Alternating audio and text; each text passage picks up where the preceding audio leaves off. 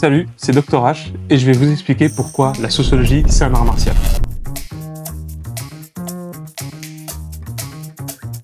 Bonjour à toutes et à tous, c'est Dr H. J'ai essayé de vous évoquer un truc qui me tenait pas mal à cœur en fait sur ce qu'on a pu aborder dans l'émission de CKR. C'est le rapport en fait à Bourdieu, un sociologue qui est mort en 2001, avait évoqué le fait que la sociologie est un sport de combat. Je vais un peu vous présenter le fait que non seulement c'est vrai, mais c'est peut-être même plus que ça, la sociologie est un art martial. Et on va dérouler un petit peu ça ensemble si vous voulez bien. Pierre Bourdieu, qui est à la base en fait un philosophe, mais qui a une contribution énorme en sociologie, c'est pour ça qu'on considère même comme étant un sociologue, a développé en fait une sociologie assez importante qu'on appelle justement une sociologie constructiviste. Bon ça, c'est pas besoin de rentrer trop dans les détails à ce moment-là. Il est mort en 2001, mais ce qui m'a marqué justement parce que j'étais encore au lycée à ce moment-là, c'est qu'il évoque l'idée que lorsqu'il était invité, il me semble d'ailleurs à la Mantes-la-Jolie, que la sociologie est véritablement un sport de combat. Ça tombe bien parce que je connais très bien la sociologie puisque j'en suis docteur, mais je connais aussi les sports de combat et en particulier les arts martiaux. Je suis damné.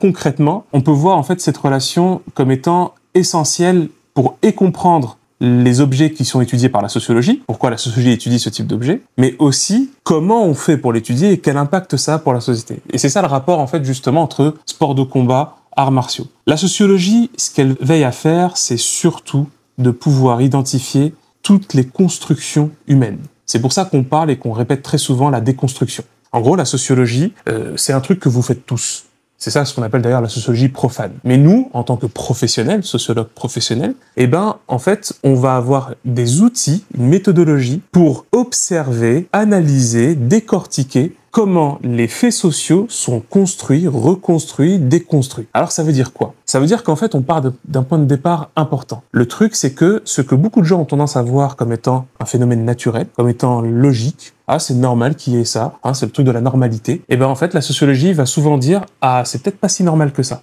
C'est ce que je répète souvent, c'est que en fait, autant d'un côté, on a tendance à dire ça c'est normal, là les sociologues arrivent et disent c'est pas si normal que ça, et inversement, lorsque à peu près tout le monde a tendance à dire ça c'est pas du tout normal, ça c'est complètement anormal, le sociologue va dire si, c'est tout à fait normal. Vous avez un exemple qui est super intéressant, c'est l'exemple de Durkheim. Durkheim sort un article à la fin du 19e, carrément au début du 20e, 1897, 95 à peu près, il fait cet article, le crime, un phénomène normal. À l'époque, faut comprendre l'opinion, on est à la fin du 19e, ça choque tout le monde se dit mais qu'est-ce que tu racontes? Et en fait, vous voyez, il sent tout de suite quelque chose, et ce procès-là, on va souvent le faire avec la sociologie, c'est comment ça, en gros tu justifies, tu trouves que c'est normal, et vous voyez le raisonnement, tout le monde pense que lorsqu'on dit que c'est normal, ça veut dire que c'est bien. Et d'ailleurs il le dit, il dit non en fait c'est pas parce que c'est normal que c'est bien. D'ailleurs il le précise. Cependant que je déteste et que je rejette toute forme de crime, mais il faut bien comprendre que le crime est normal. Pourquoi? Et là, il explique en fait tous les processus éducatifs.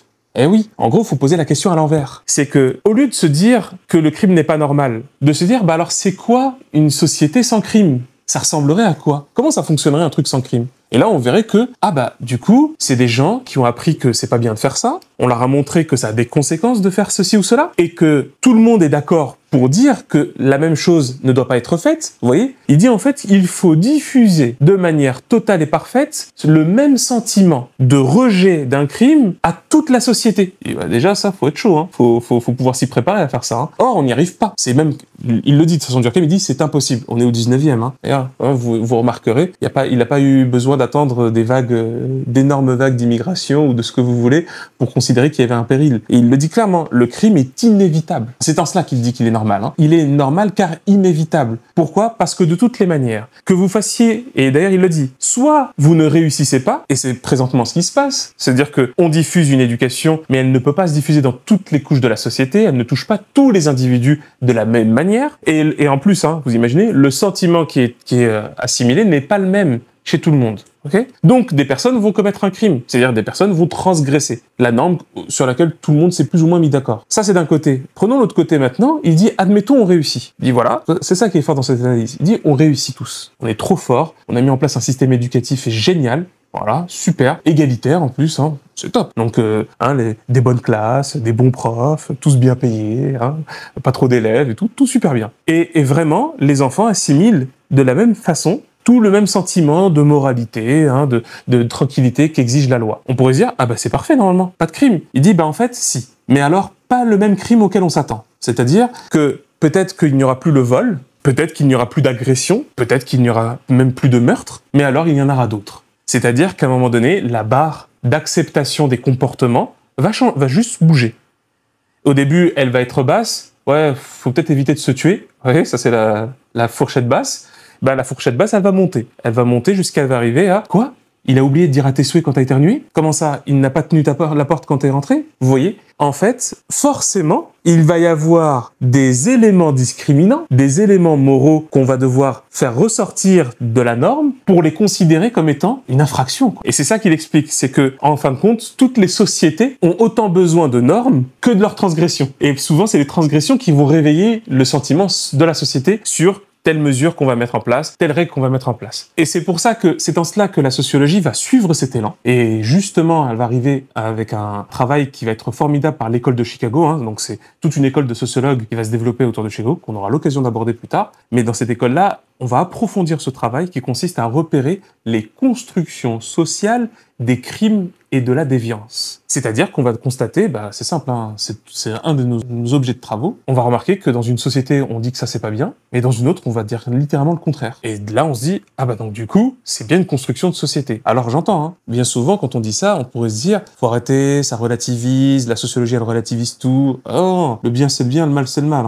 Et on mesure le bien par ses conséquences et on mesure le mal par ses conséquences. Sauf que, ce que nous, sociologues, nous disons, c'est que les sociétés ne fonctionnent pas toutes, voire jamais comme ça. Les sociétés ne sont pas ordonnées de manière parfaitement rationnelle, en se disant que le bien c'est le bien, le mal c'est le mal, les conséquences de ceci, les conséquences de cela. Non, il y a des choix qui sont faits, il y a des arbitrages qui sont menés, et ces arbitrages engagent des personnes, des groupes, ce qu'on appelle les entrepreneurs de morale, des institutions, des phénomènes de groupe, des phénomènes individuels, qui vont concourir progressivement à instituer un certain ordre qui va prendre une orientation particulière. Par là, vous comprenez donc que la sociologie va veiller à chercher, à identifier quelles sont les constructions. Alors, on pourrait se dire, mais du coup, c'est quoi le rapport avec un sport de combat ? L'idée, c'est quoi ? C'est que pourquoi il y a un lien ? Pourquoi Bourdieu a fait un lien entre sport de combat ? Bon, lui, il appelle ça sport de combat. Justement, il n'est pas expert dans ce domaine-là, et c'est tant mieux. Alors qu'il y a bien une distinction entre sport de combat et art martial, ça, on en reparlera. C'est qu'en fait, tous les arts de combat, voilà, comme ça, on va les mettre tous ensemble, ok ? On expliquera la distinction. Tous les arts du combat ont pour objectif de faire un truc très intéressant, c'est-à-dire de déconstruire la violence.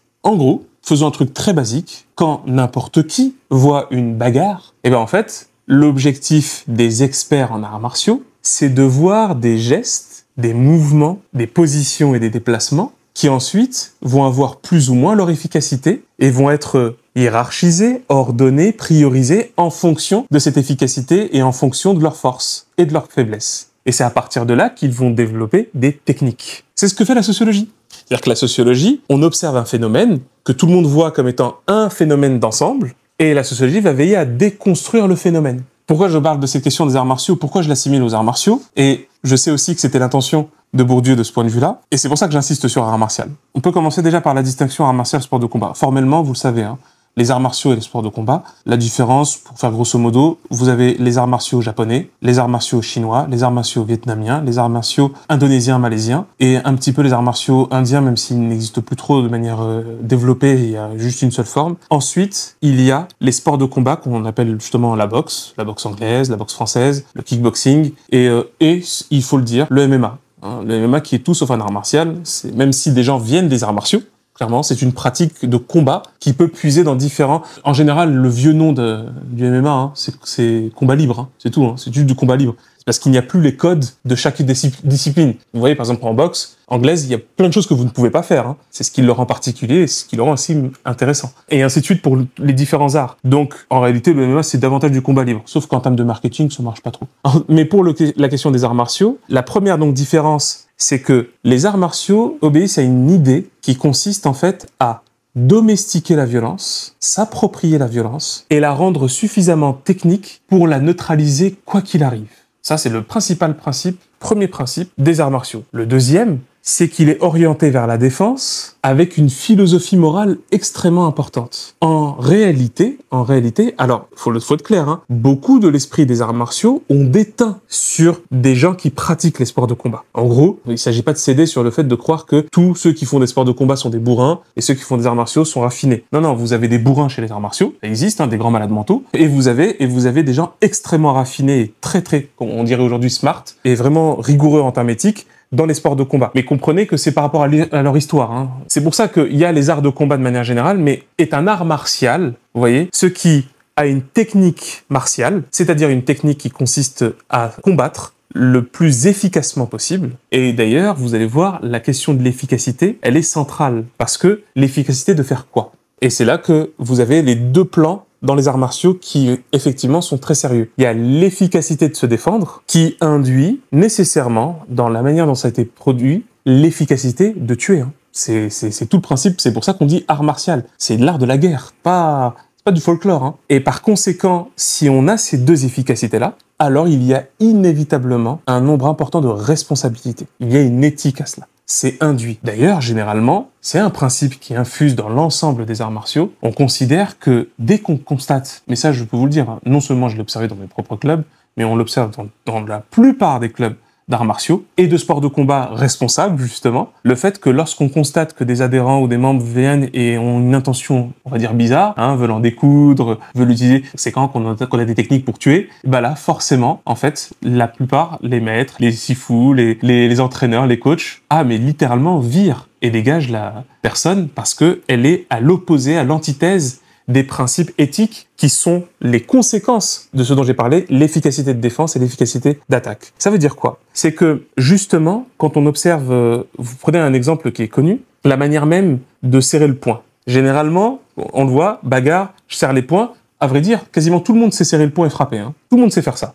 Mais très peu de gens savent donner un coup de poing. Vous voyez, c'est ça la différence. Tout le monde sait taper du poing sur la table, balance son poing, etc. Tout le monde sait faire ça. Mais pas grand monde sait réellement donner un coup de poing d'une absolue efficacité. Et je peux vous garantir que justement, et les arts martiaux, et quand même, au premier rang desquels dans les sports de combat, le noble art, la boxe anglaise, quand ils vous parlent d'un coup de poing, on est sur toute autre chose. Comment on a réussi à obtenir ça? Eh bien, en fait, c'est ce qu'on voit, et c'est pour ça que c'est très poussé et très développé dans les mondes asiatiques, c'est le principe de la décomposition de la réalité. Vous avez une réalité, vous la décomposez. La première fois que c'est apparu, ça, c'est apparemment, d'après les historiens, c'est en Inde. On a vu que les animaux, qui pour certains étaient des prédateurs et pour d'autres étaient des proies, et ils ont pu observer cette double efficacité dont je vous ai parlé. L'efficacité de défense et l'efficacité de tuer. Et ce qui est très fort de la part de ces premiers fondateurs et fondatrices, parce qu'il y a eu des femmes et c'est indéniable, et ça les artistes martiaux le savent, il a consisté en fait à voir la décomposition. Vous voyez ce qu'on fait un peu dans les documentaires animaliers, etc.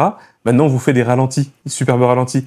Faut s'imaginer que les premiers maîtres, les premiers fondateurs et fondatrices des arts martiaux ont eu la capacité d'observer avec une telle rigueur et une telle patience, on parle littéralement de méditation, hein, la plupart des mouvements comme ils se décomposent pour produire un geste parfait, parce qu'efficace. Et c'est comme ça que les arts martiaux ont pris leur point de départ et leur développement. Et c'est comme ça que les arts martiaux s'enseignent et se transmettent. On prend un geste très simple, on le décompose encore plus simplement, et on le répète. Et on le répète. C'est pour ça que bien souvent, et j'ai envie de dire, c'est même l'une des grosses distinctions entre les arts martiaux et les sports de combat, c'est que généralement dans les sports de combat, on commence assez vite à faire des combats. D'où le thème de sport de combat. Et on est plus sport-combat. Allez. C'est pour ça que bien souvent, dans les sports de combat, le sparring est très central. C'est pas un mal, hein, c'est juste une réalité. Mais dans les arts martiaux, surtout si on tient à cette tradition martiale, c'est quasiment le contraire. On n'a pratiquement pas le droit de faire des combats dès le début, ouais, et on apprend un peu bêtement et méchamment, mais alors, en fait c'est pas du tout bêtement, à reproduire des gestes inlassablement, régulièrement, et ceci pendant très longtemps. Ça éprouve la patience. Et pourquoi? Parce que précisément, si vous n'avez pas la patience, vous n'aurez pas la retenue. Si vous n'avez pas la retenue, vous n'arriverez pas à contrôler et avoir la responsabilité de votre efficacité. Et l'idée c'est ça, c'est que la sociologie, en fin de compte, elle fait ça. Elle observe des faits sociaux, elle regarde les répétitions, ce qu'on appelle les régularités sociales, elle regarde comment tel ou tel phénomène s'inscrit dans le temps, et ensuite elle décompose. Elle dit, tiens, ça apparaît à l'enfance, tiens, ça apparaît à la jeunesse, tiens, ça apparaît au bureau, etc. Tiens, c'est étrange, on remarque un truc qu'on pensait qu'il n'y avait que dans ce pays, on le retrouve dans plein d'autres pays. Tiens, on fait des statistiques, on constate que quand ça varie de telle façon, l'autre aussi varie. Et ouais, on utilise des outils quantitatifs, les outils qualitatifs. En fait, on utilise toute une série d'outils et on commence à les développer. Mais c'est là que c'est le plus important, et j'en finirai là pour le moment, mais là où c'est essentiel et intéressant, c'est que pourquoi en fait on fait de la sociologie? Alors, il y a plusieurs manières de répondre, mais selon Bourdieu, et c'est personnellement ce que j'apprécie, c'est pour défendre, mais aussi pour attaquer, à savoir ce qu'on appelle les phénomènes de domination. Parce que l'une des premières normalités que la sociologie a attaquées, c'est la normalité de la domination. C'est « Ah ben non, mais c'est normal que ce soit lui le patron. Ah ben non, mais c'est normal que ce soit toujours eux qui dirigent, etc. etc. » Et à ce moment-là, vous allez comprendre l'aspect martial, l'aspect défense et efficacité de ces disciplines. On a vu en fait Bourdieu qui avait expliqué que la sociologie est un sport de combat. Moi, j'ai essayé de vous montrer que c'est surtout un art martial, c'est vrai, mais aussi qu'à travers la démonstration de Durkheim, lorsqu'il parle de le crime un phénomène normal, on va voir que la sociologie de Chicago, la fameuse école de Chicago, avec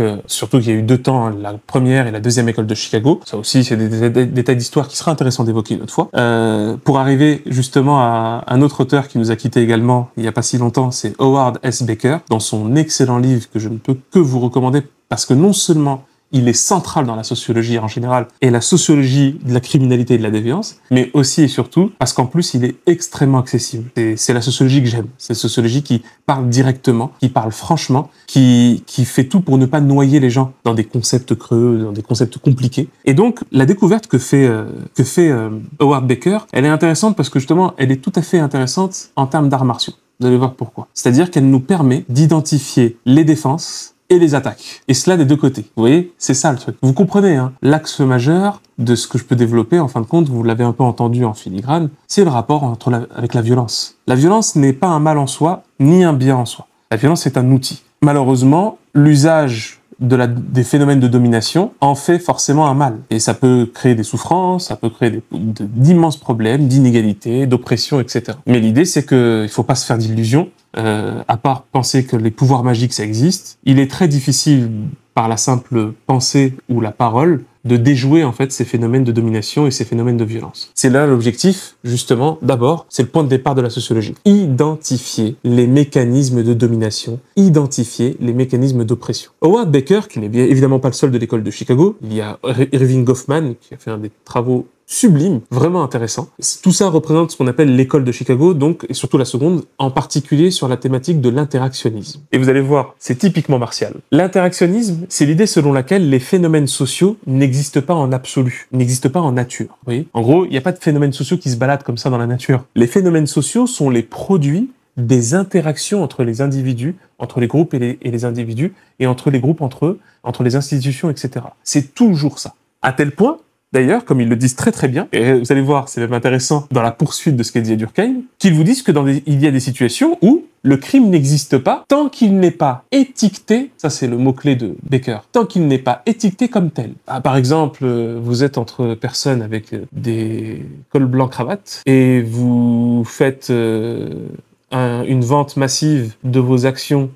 Vous faites une vente massive de vos actions parce que précisément vous avez été au courant avant tout le monde. Alors oui, hein, ça c'est pénalement répréhensible. Ça s'appelle un délit d'initié, d'accord ? Mais dans le milieu des cols blancs qui le pratiquent, c'est pas un crime, pas du tout un crime. C'est pour ça qu'ils le font. Certains disent oui, mais si, ils le transgressent, etc. Mais ils savent que c'est un crime. Non, mais pour eux, c'est pas un crime. Et ils ne seront jamais jugés comme tels, parce que c'est ça que dit Becker. Becker dit qu'il faut, et c'est pas le premier qui l'a dit en sociologie, et c'est pas le seul, qu'il faut évidemment distinguer la légalité de la légitimité. Il faut distinguer, en fait, ce qui va être du domaine de la loi et ce qui va être donc du domaine de la société. Et c'est tout l'enjeu de la déviance. C'est pour ça qu'en sociologie, on parle de déviance. On n'aime pas trop parler de crime. Depuis Durkheim, on n'aime pas trop parler de crime. Ça donne un peu l'impression qu'il y a vraiment un truc objectif qui s'appelle le crime. Encore une fois, évidemment, il y a des actes terrifiants, pas de souci. Mais il faut bien comprendre, et on le voit encore plus avec notre actualité d'aujourd'hui, que visiblement, on est bien loin, malheureusement, d'être d'accord sur ce que signifie un crime. En particulier, en fonction de qui le fait. Vous voyez ? C'est ça que dit la sociologie. Vous comprenez ? La sociologie, elle dit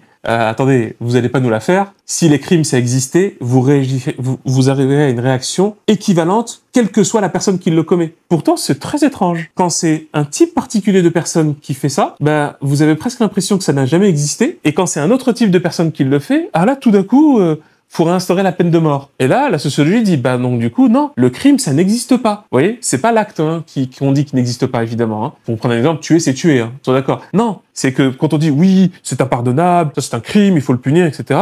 La vraie posture de la sociologie, c'est d'être très impassible et froid et dire ouais non mais attendez, vous voulez condamner qui là? Cette personne? Très bien. Mais est-ce que vous condamnez toutes les personnes qui ont fait exactement ce que cette personne a fait? Si c'est non, alors arrêtez de baratiner les gens en disant que c'est parce que c'est le crime que vous condamnez. Non, c'est cette personne que vous condamnez. Et ce sont les autres que vous préservez. Et là, la société va dire, mais on va expliquer pourquoi cette personne est plus condamnée et on va expliquer pourquoi certaines personnes sont étrangement épargnées. Non, étrangement, vous aurez compris. Il y a une réalité objective. La sociologie va faire ça. Et c'est pour ça que vous comprenez qu'il y a là donc un mécanisme de défense. Parce qu'on va observer qu'il y a des institutions qui vont non seulement reproduire, mais aussi instituer des mécanismes de domination. Qu'à un moment donné, on va comprendre que ce qui a l'air d'être un phénomène neutre, comme on le dit en économie quand on parle du marché, en fait, le marché, non, n'existe pas en tant que phénomène neutre. Le marché est une étrange institution qui favorise toujours les mêmes et qui défavorise toujours les mêmes. Et là, on peut se dire, alors du coup, c'est pas une machine, c'est même pas une institution, c'est une réalité sociologique humaine, on va dire enchevêtrée pour reprendre les concepts de Karl Polanyi, et on va comprendre à ce moment-là que là, il y a un loup. Pourquoi c'est favorable toujours aux mêmes? Pourquoi, comme on dit, si on fait même un équivalent avec la science physique, c'est quand même bizarre quand la tartine elle tombe toujours sur la face où il y a la confiture. C'est une fois, 2 fois, 3 fois, mais 10 fois, 100 fois, 1000 fois, on dépasse les stats, vous l'aurez compris. Et c'est à ce moment-là que la sociologie intervient en identifiant ce type de régularité pas trop normale et en disant non, c'est pas normal. Ça déjà, vous avez là un premier élément de défense. C'est de se dire que non, tu as le droit de considérer ça comme injuste, tu as le droit de considérer ça comme injustifié, parce que là, il y a un phénomène qui est en train de se reproduire spécifiquement contre toi ou ton groupe. Discrimination, inégalité, racisme, etc., etc. Et donc, là, vous avez cet aspect sur les mécanismes de défense. Mais maintenant, pour l'attaque. Oui, parce qu'il y a de l'attaque. Ça, c'est ce que Bourdieu défendait. Malheureusement, je dirais pas qu'il y a de moins en moins, mais il n'y a pas beaucoup de sociologues qui vont être... Quand je dis beaucoup, c'est parce que je suis pas satisfait de ça, mais j'aimerais bien qu'il y en ait beaucoup plus, évidemment. Qui comprennent qu'à un moment donné, la sociologie, elle peut attaquer. C'est-à-dire qu'elle peut dire, là, il y a un pouvoir qui fonctionne pas du tout de manière correcte. Il y a un système qui devient oppresseur. Et elle peut même donner les outils pour, justement, décadenasser, déverrouiller, ce qui peut donner l'impression à tout le monde d'être compliqué à aborder. Oui, c'est notre boulot. On est dans les arcanes de tous les systèmes sociaux, dont le pouvoir, dont le média, dont la culture, dont l'éducation, dont même la religion. Et on identifie. Et on sait à chaque fois comme tel mécanisme. Et on a tous les outils pour ça. Vous vous rendez compte? Ce qui fait que non seulement on peut identifier une menace, mais on peut la déjouer. Et on peut même la vaincre. C'est-à-dire qu'en réalité, si on se dit que on peut changer les choses juste déjà par la prise de conscience, croyez bien que avec la sociologie, vous pouvez non seulement les changer, mais vous pouvez même savoir dans les détails comment les changer. C'est tout l'enjeu d'une sociologie qui ne doit pas simplement se contenter d'être passive, d'être simplement déclarative, de faire juste des descriptions. C'est une sociologie active. Et c'est ça l'esprit de la sociologie est un sport de combat et selon moi un art martial. C'est de pouvoir être aussi efficace dans l'action que dans l'observation. Donc là, on a vu à quel point justement la sociologie est un art martial parce que non seulement elle observe méticuleusement la réalité, mais aussi elle est capable de pouvoir intervenir. Et c'est ça l'élément le plus important. Et là, je vais vous expliquer pourquoi les arts martiaux sont aussi nécessaires que la sociologie. C'est pour ça que ça fusionne. Les arts martiaux, ça devrait carrément être obligatoire. Ça devrait être nécessaire parce que c'est carrément vital. Pourquoi? Parce que précisément l'intuition qu'il y a derrière les arts martiaux, la manière dont ça s'est développé, l'histoire même des arts martiaux, c'est faite dans l'idée que aucune personne libre et armée ne saurait être humiliée par la moindre domination. C'est là l'enjeu majeur des arts martiaux et c'est tout l'esprit. C'est d'ailleurs même pour cette raison que on le voit en contraste et en résonance avec ce qu'on fait en sociologie, que les arts martiaux n'ont aucune barrière de sexe, donc même de genre. C'est-à-dire qu'en fait, on le remarque et c'est même attesté. Comprenez bien par exemple que l'une des dernières formes traditionnelles du kung-fu chinois, on le sait aujourd'hui, c'est même dit par les plus grands maîtres, a comme plusieurs nœuds d'instructrices, de maîtres femmes, qui ont été des éléments justement mais fondamentaux dans la structuration et la continuation de l'art. Et ça aussi c'est très intéressant parce que comprenez bien ce que je suis en train de vous dire, c'est que des très grands maîtres, on va faire très simple, c'est ce qui semble le plus probable, le plus grand maître de Bruce Lee, qui est bien connu, Ip Man, et il y a des films super bien là-dessus, parce qu'ils sont en train de le ressortir, de le redorer, donc c'est génial. Ip Man, on est quasiment certain, parce que lui-même l'a dit, de toute façon, que le Wing Chun, en fait, il l'a pas mal développé. Alors, certains disent que directement, d'autres disent que c'est par son maître à lui-même. Il y a des débats là-dessus, c'est toujours pareil, parce que c'est des traditions. Mais on sait que ça a été développé par une femme. Et pourquoi c'est important? Vous allez voir, c'est pas simplement, c'est cool, c'est l'égalité et tout. Non, c'est pas simplement des bonnes intentions. Vous allez voir pourquoi c'est pas politique ou marketing. C'est très sérieux et c'est concret. Parce qu'en fait, c'est la démonstration. Et là, vous allez voir, je vais remonter même à à des principes anciens, comme la démonstration de Socrate dans le banquet de Xénophon, un livre très intéressant à lire, vraiment court et très intéressant. C'est que, comme disait Socrate, quand il voit les acrobaties d'une femme pour la fête qui est organisée dans le banquet, il fait précisément cette remarque qui est tout sauf innocente, lorsqu'il dit, vous voyez, cette acrobatie et cette technique incroyable qu'elle fait avec son corps. Vous remarquerez que ça demande une agilité et une force et une notion d'équilibre qu'on demande même pas à nos plus valeureux soldats. Hein, le truc très masculin, justement. Et c'est là que vous comprenez, en fait, que là même où aujourd'hui on dit non, mais c'est génétique, mais c'est physique, etc. Mais justement, les arts martiaux ont même compris que, en réalité, les spécificités, parce que, en réalité, tout comme il existe des hommes très forts, dans le sens physique du terme, au niveau de la musculature, de la structure osseuse, ce que vous voulez, mais il en existe autant des pas forts du tout. Hein. Généralement, ils font de la politique. Ah, c'est pas ça, vous comprendrez. Mais là, c'est la même chose pour les femmes. Autant il existe des femmes qui peuvent sembler, pour faire caricaturalement, fragiles, pas très fortes physiquement, pas très grandes, etc. Ouais. Mais autant il en existe, croyez bien, des très très très très fortes. Mais la réalité, c'est quoi? C'est qu'au-delà de ça, les arts martiaux, c'est pas seulement la promesse, c'est la démonstration que, à partir du moment où vous maîtrisez une technique, mais que surtout vous maîtrisez une technique qui est adaptée à vous, ou plus exactement, qui est adapté à votre corps et qui ensuite est adapté à la réalité pour laquelle vous l'utilisez, en l'occurrence pour la défense. Eh bien, en réalité, n'importe qui, et tous les maîtres des arts martiaux vous le confirmeront, hommes comme femmes, n'importe qui, quelle que soit sa morphologie, pour peu qu'elle fasse l'entraînement nécessaire, qui a une phase physique évidemment, mais qui n'est pas un standard physique, vous comprenez? En gros, ça n'existe pas dans les arts martiaux, le fait que pour le maîtriser, il faut que tout le monde sache faire 10 000 pompes. Ce n'est pas vrai. Par contre, oui, si l'un ou l'autre d'entre vous, vous voulez vous exercer aux arts martiaux, si vous n'arriviez pas à faire 2-3 pompes, mais que vous vous entraînez aux arts martiaux, vous finirez par en faire beaucoup plus. Vous voyez ou pas? C'est pas pareil. Il n'y a pas un standard absolu. C'est une erreur majeure de penser ça. Et là, donc, c'est très pertinent. C'est que les arts martiaux vous disent quoi? Vous disent que, ben oui, mais en fait, comme dans le règne animal. Mais c'est pour ça qu'il faut observer le monde animal. Et c'est de là que viennent les arts martiaux. Une petite bête peut faire la misère à ce qui pourrait sembler physiquement comme étant implacable et impitoyablement plus puissant. Et pourtant, comme le disait cette expression, aucune mouche ne peut arrêter une locomotive, mais elle peut rendre fou le conducteur. Et bien là, vous avez cette image sur les arts martiaux. Ça va plus loin, hein. C'est qu'encore une fois, c'est pour ça que vous avez toujours 2 phases dans les arts martiaux quand on les assimile. La première phase, c'est tout ce qui va se définir comme étant l'identification de votre corps dans l'espace. Ouais, c'est ce que font les arts martiaux. C'est un peu l'équivalent, dans le travail philosophique, des questionnements sur l'identité, sur vous, votre histoire, et en sociologie, sur vos déterminismes, d'où vous venez, où vous avez grandi, dans quel contexte. Vous voyez, je fais toujours le lien, c'est important. Eh bien, les arts martiaux, ça va être vraiment ça. Vous allez identifier et définir votre corps dans l'espace. Dans quelle mesure vous tenez longtemps ou pas du tout quand on vous mettez sur une jambe, longtemps. Dans quelle mesure vous vous mettez au sol en mettant vos bras, vous supportez la position. Dans quelle mesure, en fléchissant un tout petit peu vos jambes, vous arrivez à rester comme ça, calme ou pas. Dans quelle mesure,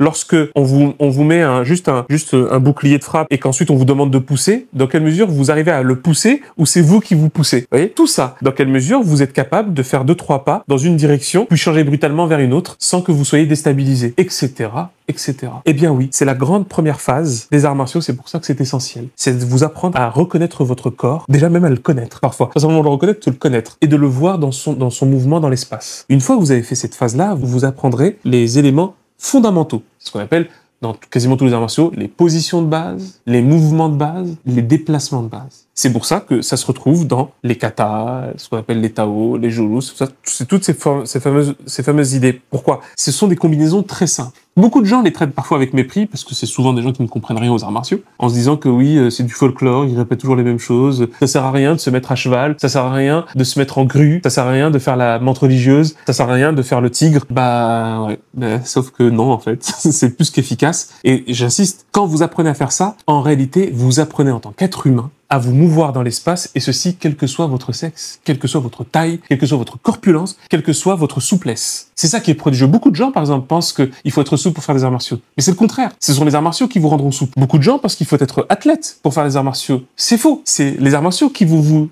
rendre athlétique. Mais athlétique, en réalité, sans même trop transformer votre corps. Après, si vous êtes pris par la passion, vous verrez, votre corps se transformera, c'est certain. Mais il se transformera selon vous. et non pas selon des standards de no pain, no gain, devenons the rock. Non, non, ça c'est du grand baratin marketing qui va faire que vous perdre en fait. D'ailleurs, c'est même vrai, des gens souffrent de ça. Hein. Et à partir de cette première phase, on arrive ensuite à la deuxième phase, là où vous vous appropriez l'art dont vous avez les outils. C'est une phase extrêmement importante. C'est pour ça qu'on parle d'art. Hein, dans les arts martiaux. C'est que, en fait, vous ne devez pas être votre maître. Vous ne devez pas devenir votre instructrice. Vous ne devez pas devenir votre mentor ou votre aîné, parce que dans les arts martiaux, c'est souvent comme ça, vous voyez, ceux qui sont les plus aînés, etc. Vous ne devez pas devenir Bruce Lee. Vous ne devez pas devenir Jackie Chan. Vous ne devez pas devenir Jet Li. Vous devez devenir vous-même, en maîtrise de cet art martial. Et ça, c'est essentiel dans les arts martiaux, c'est même l'âme des arts martiaux. C'est pour ça qu'en réalité, il y a pratiquement autant de styles que de personnes qui se sont appropriés. Et c'est en cela que vous comprendrez que, quel que soit vos difficultés, quels que soient vos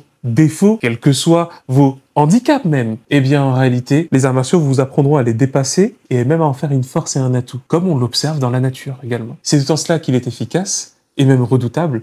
C'est pour ça que je considère vraiment que ça doit être obligatoire et ça doit être diffusé pour toutes et tous. Et on poursuivra une autre fois sur les détails, sur quelques détails spécifiques, des anecdotes, même des histoires sur les arts martiaux. D'ici là, n'oubliez pas, abonnez-vous, faites plein de commentaires et surtout, n'hésitez pas à poser des questions ou des thématiques qu'on pourrait aborder. Ça sera un véritable kiff. Salut.